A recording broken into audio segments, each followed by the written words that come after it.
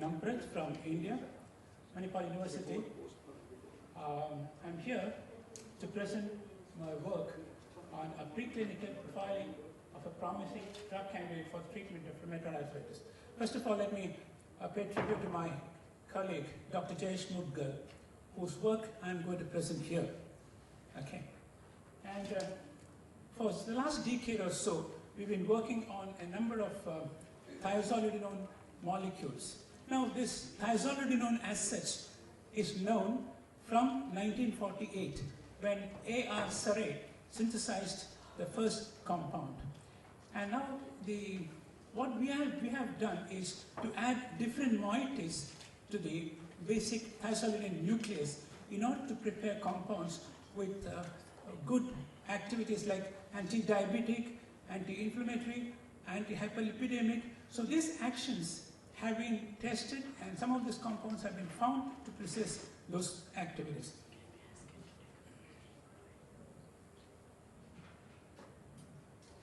Now, in the present work, we have a list of 10 thiazolidine 04 compounds, of which one was selected for a detailed profiling.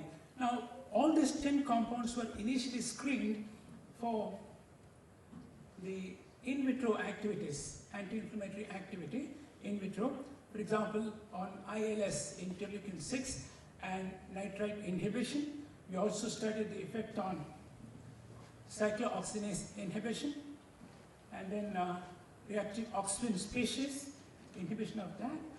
And the hits from those preliminary screening were used in acute in vivo model of inflammation. And whatever we found there, we have extrapolated, we have done some extensive screening on the best of those molecules. Here is what we have done. So we have taken the chronic in vivo animal model, and for their anti-inflammatory and anti-hyperalgesic activities. You will find from here the compound 4C, which is a thiazolidinone, as you see, and it's got a 2-pyridynyl structure on the AR. Okay? So that was the most active compound in our preliminary studies, and that we have taken for a detailed profiling. What we have done is we have induced adjuvant arthritis using complete French adjuvant, 5 milligram per ml cell concentration. We injected 0.1 ml of this particular preparation in the hind paw of the rat, and thereafter we evaluated the inflammation, the pain, and several other parameters which are given here, like this is progression, gastric irritation potential, effect on blood pressure and vascular function, radiological investigation, histopathological investigation, liver enzyme profiles, and kidney function. So all these have been tested after inducing arthritis, polyarthritis.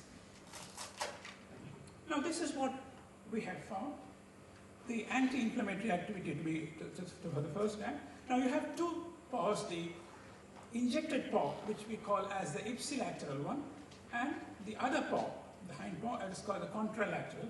And on the ipsilateral paw, we found that the compounds do not have any activity, anti-inflammatory activity, that is injected paw. But the standard drug here is diclofenac, is showing some significant anti-inflammatory activity in the injected paw. This instrument we have used here, the instrument, Gopalan instrument for plethysmometer for detecting the anti-inflammatory activity. Now you see from this, the contralateral paw, the other paw, and as you see here,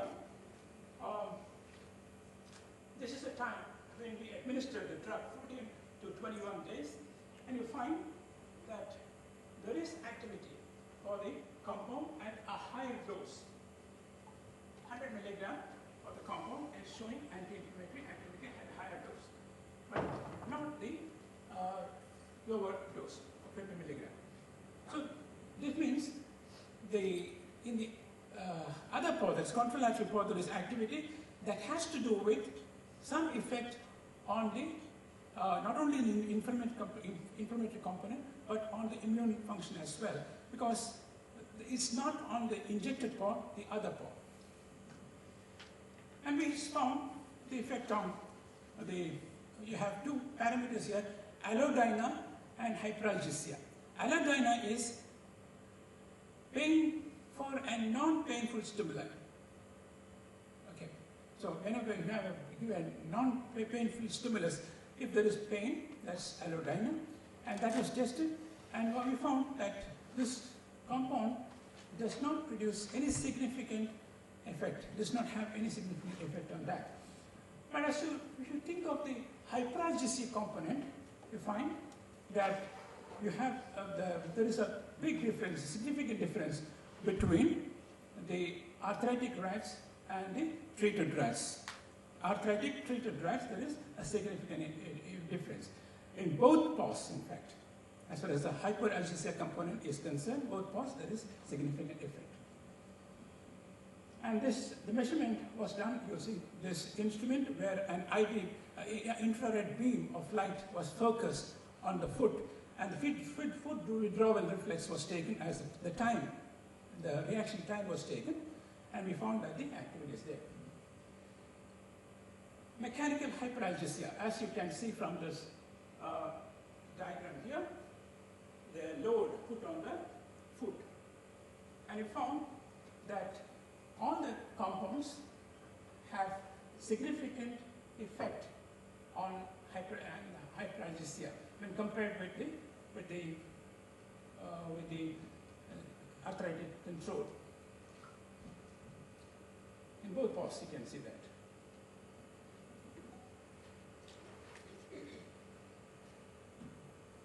Then we made a clinical assessment of the compounds on the condition of the rat, and we find that as far as body weight is concerned, we find this is the normal animal without any drug being given or without any arthritis, normal animal. But when it comes to the arthritic animal, okay, here is the arthritic animal, which has got a very low increase in body weight, probably because of the difficulty in finding food to move around. The difficulty in moving around has resulted in eating less, and consequently, there's not much of an improvement in the body weight. Whereas the treated animals, they are showing some improvement, which means whether it's the normal drug, the standard drug, or the treatment, the animal is feeling a bit better and is able to move and eat food, somewhat better than the control animals, control arthritic animals. And we have two scales. One is mobility. If a rat moves on normally, it's given a score of 6, and you find that the arthritic animal with a lot of inflammation in all the paws, you find that there is a big decrease. It's less than 2. The score is less than 2 when compared with the normal, which is 6. And as far as the treatments are concerned, whether it's diclofenac or our compounds at 2 doses, you find there is significant improvement in the animal's movement, mobility. And clinical score also. Here, clinical score, what we mean is the animal is, when you touch the animal, how it behaves, its vocalization, etc. And you find that there's a big increase in the vocalization, the pain, whereas the treatment with the standard as well as compound, there is a decrease in that vocalization. That means compared to the arthritic animal, the treated animals have much improved painful. As far as pain is concerned, pain and inflammation are concerned, there is a lot of improvement. joint stiffness is another parameter which we have tested. Here, the animal is held on the left hand, and the joint is, we have movement, flexion and extension, and each one is given a score of 1 if there is a vocalization. Because of pain, the animal will make some sound. So that vocalization can be measured and given a score. So we find in that there's as far as the ipsilateral, the injected paw is concerned, the treatments have not produced any improvement. That means the stiffness is there in the injected paw, even with the treatment. But in the other paw, that is the contralateral paw, you find there's a big difference in the contralateral paw. So the animal's inflammation, the late onset inflammation, has considerably been reduced by the treatment. Again, pain in the joint. There is, as far as ipsilateral paw is concerned, there is not much improvement. In the contralateral paw, there is a very good improvement. Now, there are some other factors which determine the usefulness of a drug. All of you know that diclofenac is a very useful drug, and you find some very interesting facts here on the RBCs. RBC, you find there's a reduction in the number of RBCs, and also a consequent reduction in the hemoglobin level in the controlled arthritic rats. Whereas after treatment with the respective drugs, there is improvement in the blood picture, particularly RBCs and hemoglobin.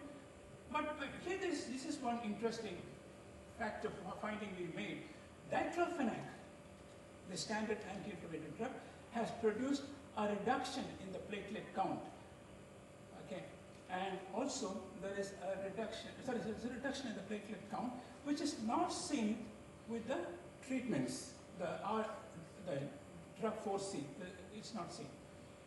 And as far as monocyte level is concerned, you find that arthritic animals and diclofenac animals, there's a drastic reduction in the monocyte level, whereas the treatments have shown improvement.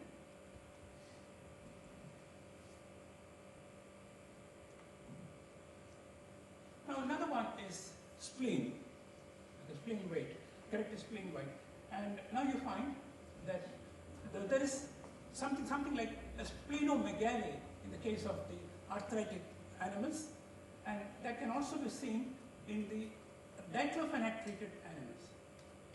Whereas when we talk about the molecule under test, you find there's a significant reduction in the corrected spleen weight. This is almost equivalent to the normal animal spleen weight. So there's a significant. Now this is to be noted. A reduction in platelet number, increase in spleen weight are seen with diclofenac, but not with the compound under test. Now, a combination of rheumatoid arthritis, leukocytopenia, and splenomegaly, known as Feltis syndrome, and this is seen in 1% of rheumatoid arthritic patients. So, what I want to stress here is the compound under test has reduced the spleen weight in comparison with the standard drug diclofenac. And again, in this score also, there is alpha, TNF alpha and IL-6. You find TNF alpha, the compound at 100 milligram has produced significant decrease in the level of TNF alpha. It's almost similar to that of a normal animal. And when it comes to IL-6 inhibition, again, you find there is a reduction in diclofenac animal as well as the higher dose of the treatment. And coming to prostaglandins, as can be expected of diclofenac, there is a reduction in the prostaglandin level, and this also reflected with the compound at both doses. There is significant inhibition of prostaglandin synthesis. This is a radiological investigation, for the result of that, you find the ipsilateral paw, you find there is a lot of swelling and deformation in the paw. In the case of diclofenac, the deformation is a bit less, but swelling is there. Treatment also, there is swelling and inflammation in the treated paw, but in fact injected paw. But contralateral paw, there is a significant reduction. Significant reduction in the inflammation and the joint deformity. And all these were based on scores which I have given. Okay, and we find that at least in the contralateral paw, there is very good reduction in inflammation and radiological score. And this is what we have to offer as far as the joint, the histopathological change. We find the first one as the normal animal, its joint, and the second one here is that of the arthritic control animal. You find there is so much of joint degradation in both paws. With the treatment, with diclofenac as well as the treatment, there is not much change in the injected paw, but in the contralateral paw, there is improvement. As far as joint space is concerned, there is not much of difference from the normal animal. This is to be noted.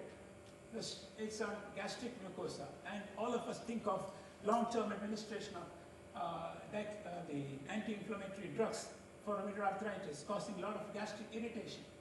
And that can be seen with the diclofenac treated animal. You find there is the incidence of ulcer in diclofenac treated animal, whereas in the drug treated animal, the test drug treated animal, there is no instance of ulceration. It's almost similar to that of the normal stomach mucosa. Now let's look at the prostaglandin level. And you know, all of you know that prostaglandin in the stomach, produced by COX-1 enzyme, is responsible for mucosal protection. And look at this diagram here, this bar diagram. You find that as far as diclofenac is concerned, come closer. Diclofenac is concerned, there is so much of reduction in prostaglandins, whereas in the treatment, there's not much of reduction. And this is on blood pressure, and you find some interesting changes here. What I would like you is to observe that sodium nitroprusside, which is a vasodilator, the dose required for that to produce vasodilatation is considerably increased in arthritic rats, which has been, as far as the treatment is concerned, there's a drastic reduction in the dose required. So the treatment has not affected the animals which are treated with drug, they have better vascular function. And this is reflected in these bar diagrams, in these graphs.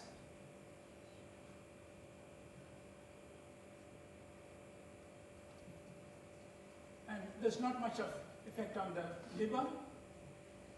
And here you find with diclofenac there is an increasing triglyceride level, which is not a very good thing as far as the chronic administration is concerned. And blood urea nitrogen is elevated with diclofenac, which is not the case with the drug. So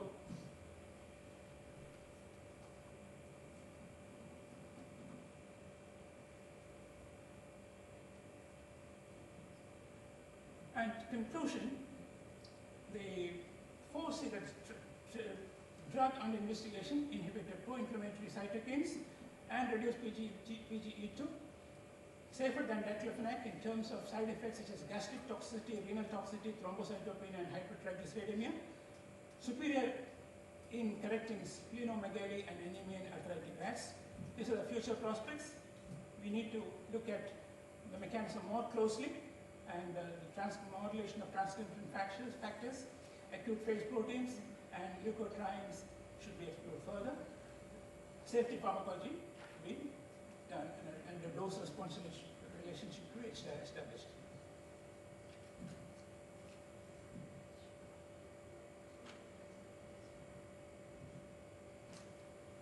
I would like to thank the All India Council of Technical Education for financial support, as well as Manipal University for sponsoring this trip to Brisbane. Thank you.